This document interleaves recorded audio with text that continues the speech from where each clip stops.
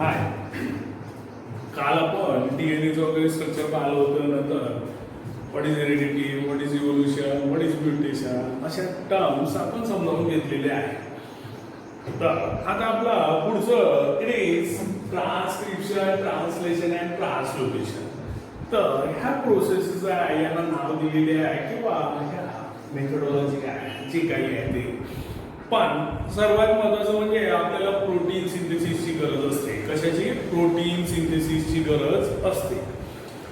Protein synthesis म्हणजे protein बनवणे. आता protein is a body building material. Protein is a body building material. मग आपल्याला आजारपण येते किंवा शरीराच्या वेगवेगळ्या क्रियेच्या वेळेला प्रोटीनची रिक्वायरमेंट असते. आणि मग जेव्हा आजार येते तर काय होते? काही झीज होते आणि ती भरून काढण्यासाठी प्रोटीन सिंथेसिस कंटिन्युअसली व्हायला पाहिजे असं. आणि मग कंटिन्युअसली म्हणण्यापेक्षा जे ज्याचं कमी झालं त्याची रिक्वायरमेंटनुसार ते प्रोटीन बनवावं लागते. मग आता हे प्रोटीन्स नेहमी जी रिक्वायर्ड क्वांटिटी आहे त्याच्यानुसार ते बनत असते आणि कंटिन्युअसली असा आपला प्रवास सुरू असते.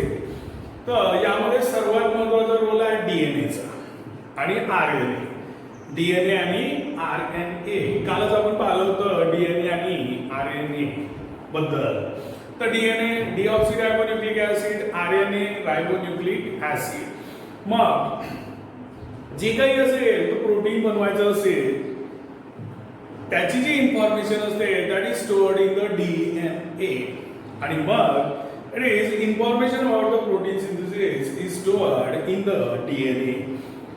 आणि मग सर्वात महत्त्वाचं ॲप्रोप्रिएट प्रोटीन्स आपल्या शरीराच्या ग्रोथसाठी किंवा हे आवश्यक आहे. म्हणजे जे प्रोटीन पाहिजे तेच बनल्या गेलं पाहिजे. नाही तर मग सांग काम्यासारखं किंवा एका शरीराला बडबड काही पण आणून ठेवलं असं नाही.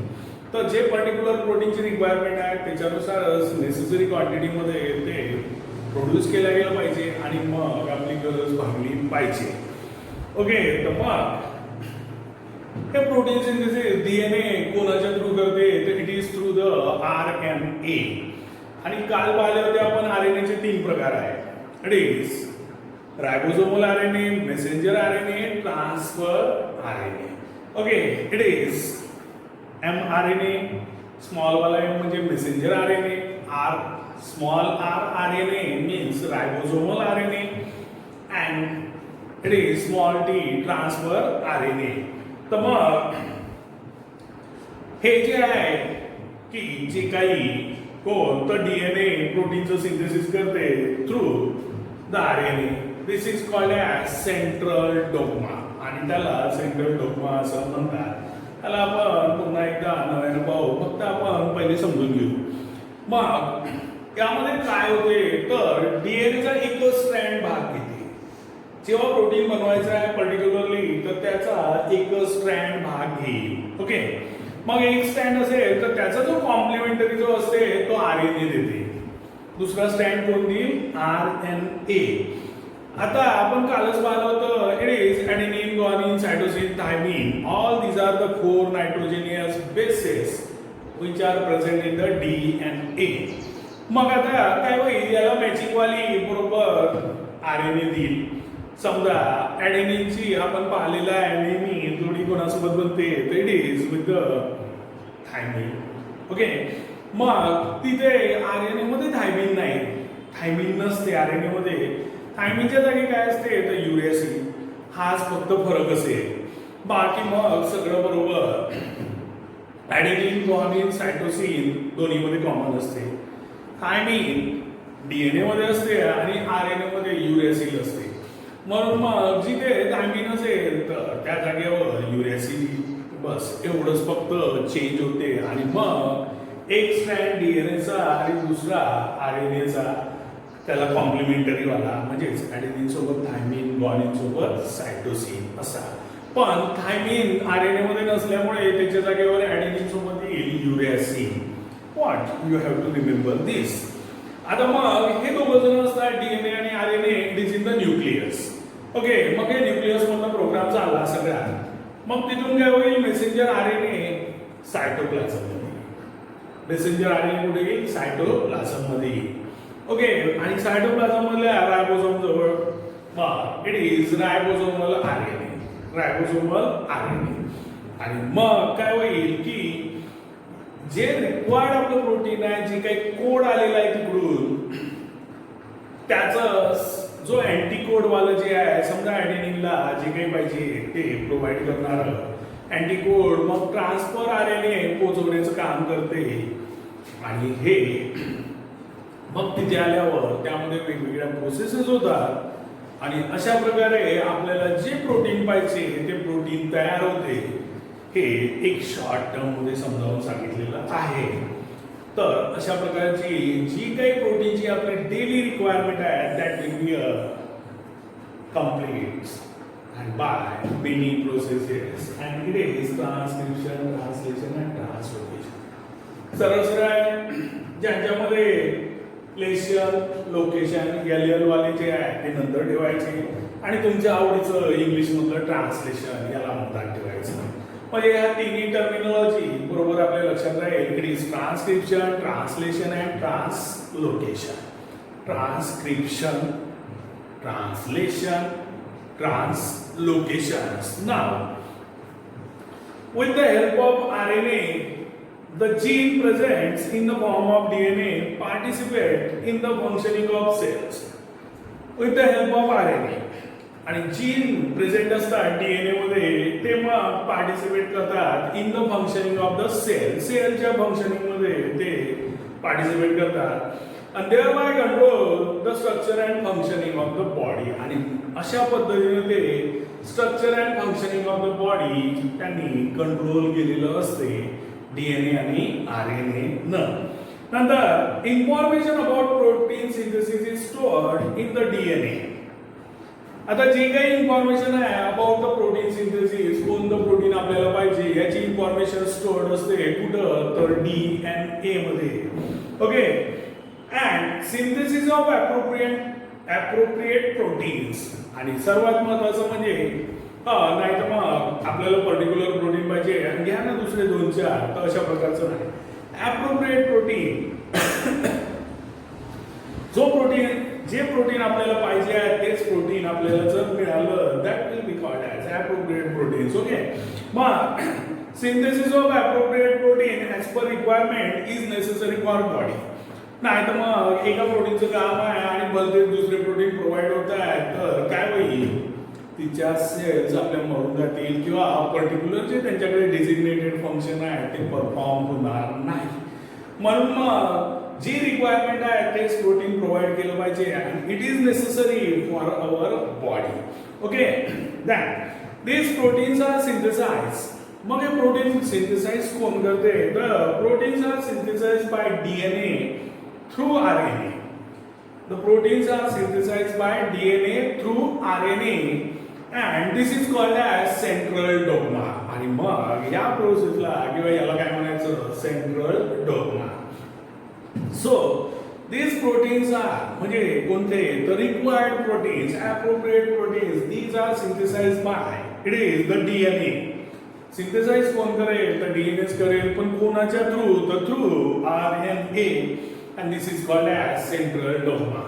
नागपूरला जर मामाचं गाव असेल तर आपण वर्धेवरून जाते थ्रू वर्धा. नागपूरला आले पण कुठून आले तर वर्धा मार्गे. म्हणजेच प्रोटीन कोणी बनवलं, तर डीएनएनच बनवलं, पण कोणाच्या मार्गे एसटी सारखं समजा, तर it is bye RNA. And this is called as central dogma. सरळ सोपा आहे सेंट्रल डॉग्माची process. Okay. But messenger RNA is produced as per the sequence of nucleotides on DNA. आता डीएनएचा आपण एक स्ट्रँड घेतला समजा, तर त्या डीएनए वर न्यूक्लियोटाइडचा सिक्वेन्स काय आहे त्याच्यानुसार मेसेंजर आरएनए काय होईल, प्रोड्यूस होईल. ओके. तसा बिलकुल कॉम्प्लिमेंटरी वाला. मग इथे पहा, only one of the 2 strands of DNA is used in this process. 2 जे स्ट्रँड्स असतात आपण पाहिले होते कालच असं आणि इकडून. ओके. तर त्या 2 मधला एक स्ट्रँड भाग घेईल, एकच कोणताही स्ट्रँड भाग घेईल. ओके. मग दोन्ही स्ट्रँड भाग घेणार नाही.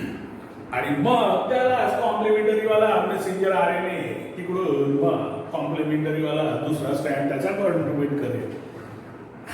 Then the sequence of nucleotide in messenger RNA being produced is always complementary to the DNA strand used for synthesis.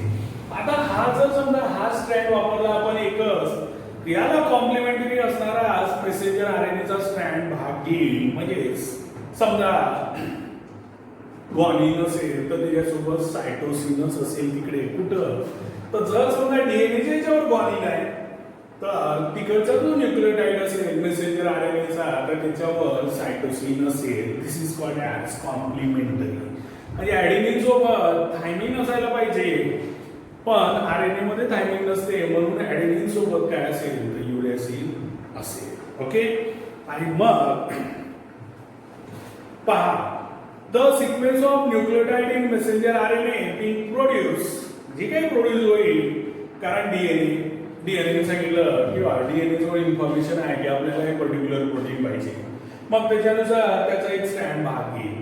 मग त्याला कॉम्प्लिमेंटरी मेसेंजर आरएनएचा दुसरा स्टँड त्याच्यासोबत भाग घेईल आणि अशा प्रकारे ती इन्फॉर्मेशन असते म्हणजे ती काही रिक्वायरमेंट असते ती मग पुढे फर्दर तिचा प्रवास सुरू होईल. The sequence of nucleotide in messenger RNA being produced is always complementary to the DNA strand which is used for the synthesis. एक स्ट्रँड याचा होता दुसरा मग मेसेंजर आरएनएचा आलेला असेल. Besides there is a uracil in RNA आणि मग हे मी पहिल्यापासून सांगितलं की युरॅसिल असते आरएनए मध्ये इन्स्टेड ऑफ थायमिन. डीएनए मध्ये थायमिन असते पण थायमिन आरएनए मध्ये सापडणार नाही तर त्याच्या जागेवर काय सापडेल आपल्याला युरॅसिल सापडेल. So it is beside there is a uracil in RNA instead of a thymine of DNA and this process of RNA synthesis is called as transcription. आणि यालाच काय म्हणायचं जे काही आहे कोणतं तर कसं आता पाहून घ्या. पहिले डीएनएचा एका स्ट्रँड भाग घेतला त्या स्ट्रँड भाग का बरं घेतला की रिक्वायर्ड प्रोटीन पाहिजे होतं त्याची इन्फॉर्मेशन डीएनए मध्ये स्टोअर्ड होती. ओके. आणि मग त्यालाच कॉम्प्लिमेंटरी असणारा मेसेंजर आरएनए बरोबर तिथे प्रोड्यूस होईल आणि हे जे प्रोड्यूस होण्याचं जे मेसेंजर आरएनए असते this is referred as a transcription. This is referred as transcription.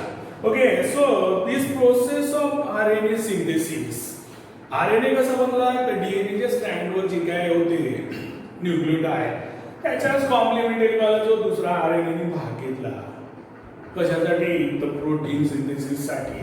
Okay. तर मग तो जो मेसेंजर आरएनए तयार झाला किंवा the process of RNA synthesis this process of RNA synthesis is called as transcription. Okay. म्हणजे transcription is the process of synthesis of messenger RNA from DNA. कारण from DNA का आपण म्हणत आहे आपण तर डीएनएचा एका स्ट्रँड भाग गेला आणि त्याच्यानुसारच तो प्रोड्यूस झाला messenger RNA. It takes place in the presence of RNA polymerase. आणि मग हा मेसेंजर आरएनए तयार कसा होते तर it takes place in the presence of RNA polymerase. एन्झाईमचं नाव आहे आरएनए पॉलिमरेज. तर हा असते त्याच्या प्रेझेन्स मध्ये मेसेंजर आरएनए तयार होते. एवढं छान सोपं आहे लक्षात ठेवा. बरोबर जर शांततेनं तुम्ही जर ऐकलं तर. आणि सेंट्रल डॉग्मा म्हणजे काय it is the process of synthesis of protein by DNA with the help of RNA और through RNA. by DNA through RNA. This is called as central dogma. दोन टर्म्स आल्या central dogma and transcription. Transcription सोपंच आहे. The process of synthesis the process of RNA synthesis is called as transcription. साधी गोष्ट आहे बरोबर जर लक्षात ठेवली तर बरोबर समजेल. Otherwise it will be a very difficult. Okay.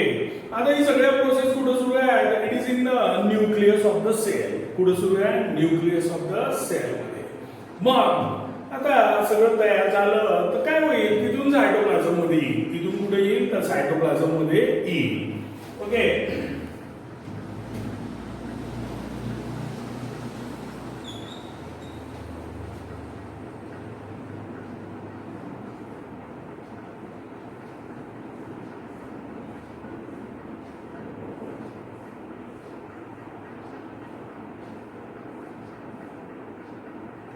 Okay, मग आता एखादा ट्रान्सक्रिप्शन प्रोसेस सेलमध्ये कुठे होते, it is in the nucleus. It is in the nucleus. Okay, got it? Then the messenger RNA formed in nucleus comes in cytoplasm. जो messenger RNA तयार झाला होता कॉम्प्लिमेंटरी कोड वाला, डीएनए एका स्ट्रँड भाग घेतला त्याच्यासोबत जो दुसरा तयार झाला होता, तो मेसेंजर आरएनए फॉर्म कुठे झाला होता, it is in the nucleus. It is in the nucleus and comes in cytoplasm. मग या न्यूक्लियस मध्ये जो मेसेंजर आरएनए तयार झाला होता पर्टिक्युलर प्रोटीन बनवण्यासाठीचा डीएनएचा मधून, ओके, तो काय होईल, न्यूक्लियस मधून प्रवास सुरू करेल सायटोप्लाझम मध्ये येईल. कुठे येईल, सायटोप्लाझम मध्ये येईल. मग it brings in the coded message from DNA. आता नक्कीच कोड पण लागते आणि पर्टिक्युलर प्रोटीन साठी पर्टिक्युलर कोड असते. ओके, मग हा मेसेंजर आरएनए जेव्हा सायटोप्लाझम मध्ये येईल तर तो कोडेड मेसेज घेऊन येईल. कारण कोडेड मेसेज कशासाठी, तर पर्टिक्युलर प्रोटीनच बनलं पाहिजे याच्यासाठी. Okay, so it brings in the coded message from DNA. The message contains the code for amino acids. Particular amino acids म्हणजे प्रोटीन्स. ओके, तर पर्टिक्युलर अमायनो ऍसिड साठीचा पर्टिक्युलर कोड असेल आणि त्याच्यानुसारच त्या रिक्वायर्ड जो काही कोड असेल त्याच्यानुसार बरोबर आपल्याला पर्टिक्युलर अमायनो ऍसिड्स प्रोव्हाइड केलं जाईल आणि मग प्रोटीनचं सिंथेसिस होऊन जाईल. The code for each amino acid consist of 3 nucleotides. आता जेव्हा जो काही कोड येते एका पर्टिक्युलर अमायनो ऍसिडचा 3 न्यूक्लियोटाइडचा कोड असते. It is of the 3 nucleotides. आता न्यूक्लियोटाइड्स म्हणजे माहित आहे त्याच्यामध्ये तुम्हाला की डीएनए असेल तर डीऑक्सिरायबो शुगर, फॉस्फोरिक ऍसिड्स आणि 1 नायट्रोजिनियस बेस. हा झाला एक न्यूक्लियोटाइड. अशा 3 न्यूक्लियोटाइडचा पर्टिक्युलर कोड असते पर्टिक्युलर अमायनो ऍसिड साठी. Okay, so the code for each amino acid consist of 3 nucleotides. आणि म्हणूनच मग का डीएनए आरएनएच्या वेळेला ते न्यूक्लियोटाइड वगैरे हे सगळं समजावून सांगावं लागलं, नाही तर काय होते मग तुझ्या काही समजणार नाही. आणि हे जर समजा कालचे व्हिडिओ प्रॉपरली जर पाहिले असेल बिफोर वाले तर you will get all these things, और otherwise it is very difficult. Then the code for each amino acid consist of 3 nucleotides. आणि मग असा 3 न्यूक्लियोटाइडचा कोड असते. This is called as triplet codon. काहीच नाही आहे, कोड आहे म्हणजे कोडॉन झाला. आणि किती जणांचा आहे, 3 जणांचा. So it is called as triplet codon. तर पाहून घ्या, जेव्हा मेसेंजर आरएनए जो न्यूक्लियस मध्ये तयार झाला तो सायटोप्लाझम मध्ये येते. सायटोप्लाझम मध्ये येते तेव्हा तो त्याने सोबत कोड घेऊन आलेला असते. हा कोड असते पर्टिक्युलर अमायनो ऍसिड साठी. पण एका अमायनो ऍसिड साठी जो कोड असते त्याच्यामध्ये किती असतात न्यूक्लियोटाइड्स, तर 3. This is called as triplet codon. Triplet codon हे अशा प्रकारचं ट्रिपलेट कोडॉन इथपर्यंतच्या. तर नवीन 3 टर्म शिकले तुम्ही. कोणत्या कोणत्या, the central dogma, then it is transcription and it is triplet codon. Now, Dr. Hargobind Khurana, a scientist of Indian origin, has made an important contribution in discovery of triplet codons for 20 amino acids. आता हा आपला Indian origin scientist आहे doctor Hargobind Khurana. Doctor Hargobind Khurana. आणि याने triplet codon शोधले तर ते किती, तर 20 अमायनो ऍसिड साठी, 20 वेगवेगळ्या अमायनो ऍसिड साठी याने ट्रिपलेट कोडॉन शोधलेले आहे. Doctor Hargobind Khurana, Indian origin scientist, has made an important contribution in discovery of triplet codons for 20 amino acids. For this work, he has been awarded with the Nobel Prize in 1968. त्याला Nobel price सुद्धा मिळालं. कशासाठी, तर triplet codon शोधले कशासाठी तर 20 वेगवेगळ्या amino acid साठी. For this his work he has got the Nobel Prize in 1968, but he is with his assistant along with the two other scientists किंवा त्याच्यासोबतचे जे दुसरे सायंटिस्ट होते असं तिघांचं हे वर्क आहे. तर यांना नोबेल प्राइज मिळालेला आहे कशासाठी तर ट्रिपलेट कोडॉन शोधण्यासाठी 20 अमायनो ऍसिडचे. Okay, then each messenger RNA is made up of thousands of triplet codon. आता जो मेसेंजर आरएनए आपला आलेला आहे तर त्याच्यामध्ये thousands of triplet codons असतात. म्हणजे एकाच वेळेला वेगवेगळ्या प्रोटीनची requirement thousands of triplet codon असतात. each messenger RNA is made up of thousands of triplet codons. As per the message on messenger RNA, amino acids are supplied by the transfer RNA.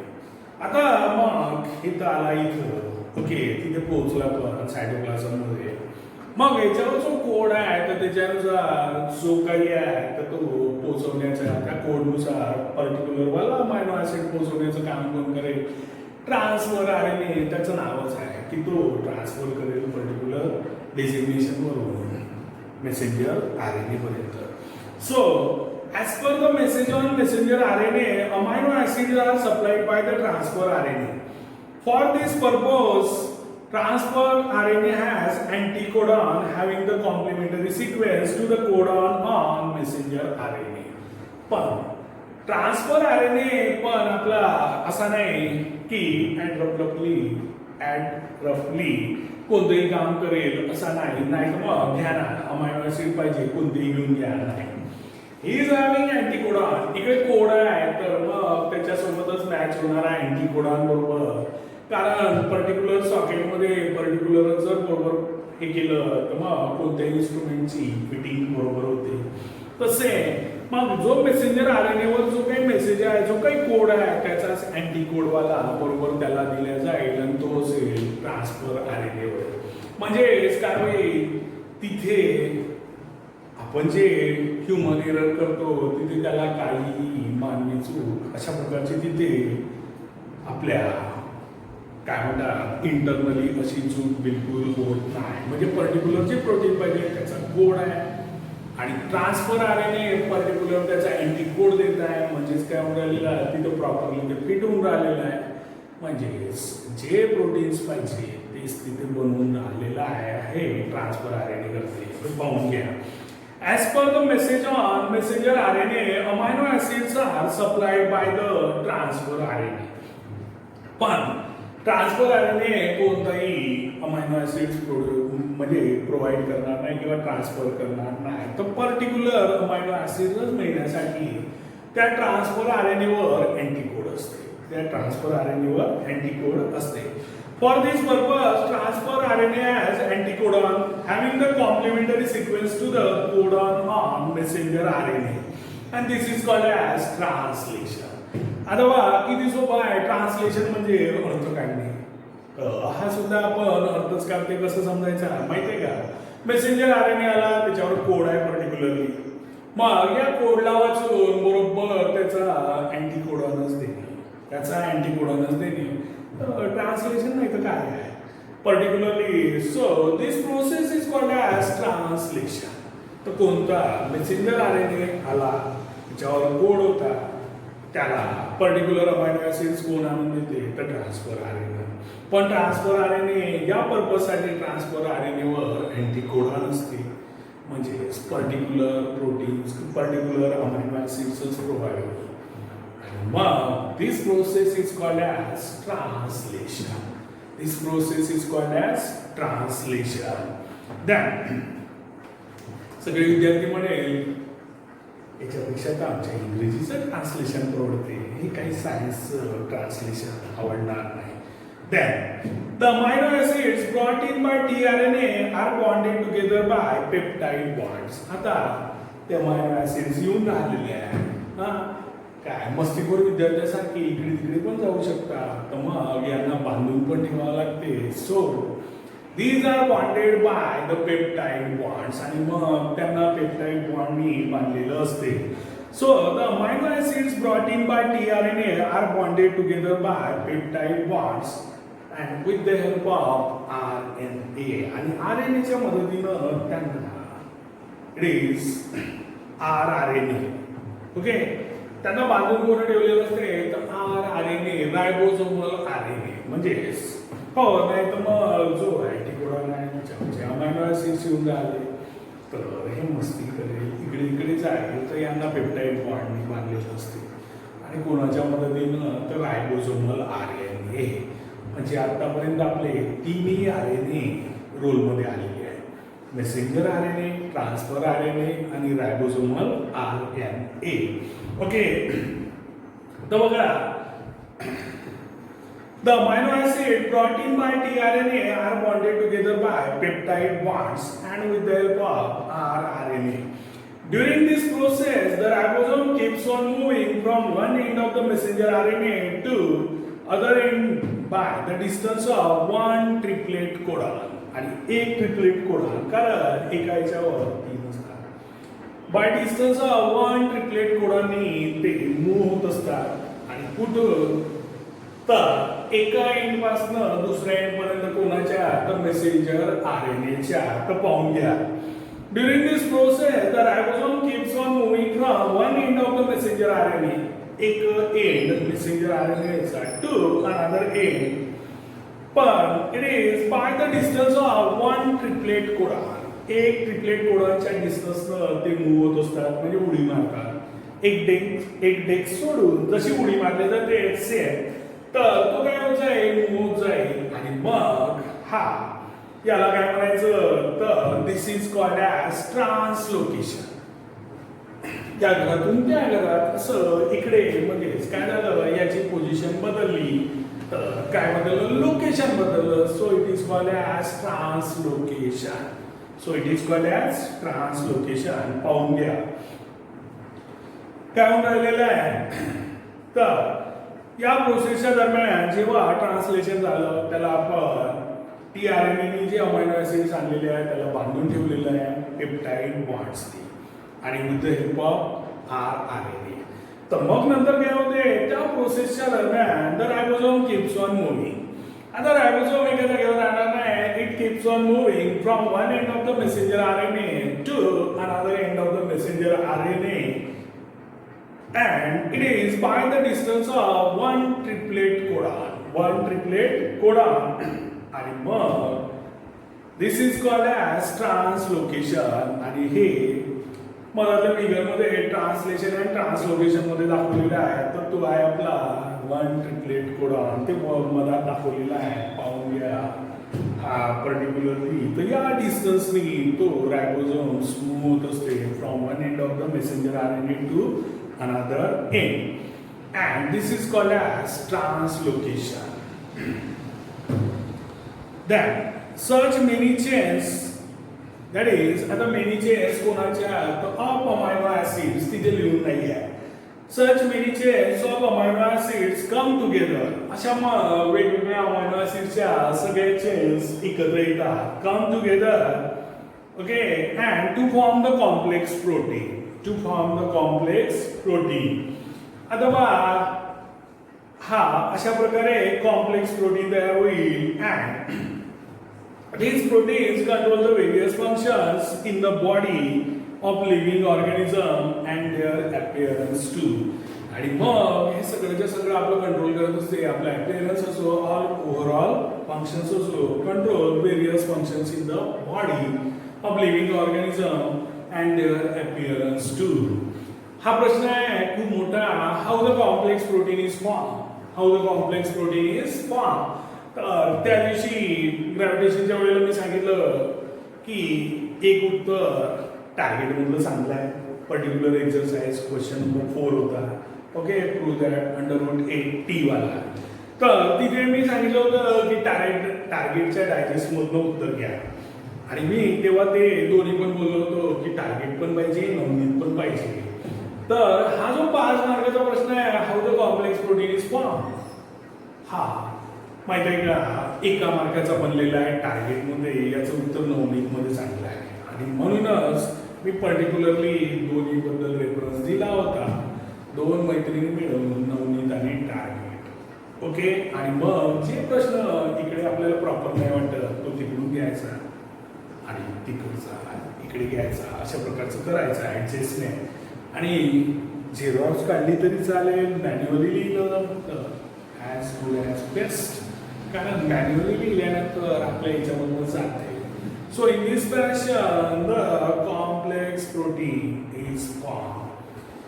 So we will stop here. We will see next part in next lecture.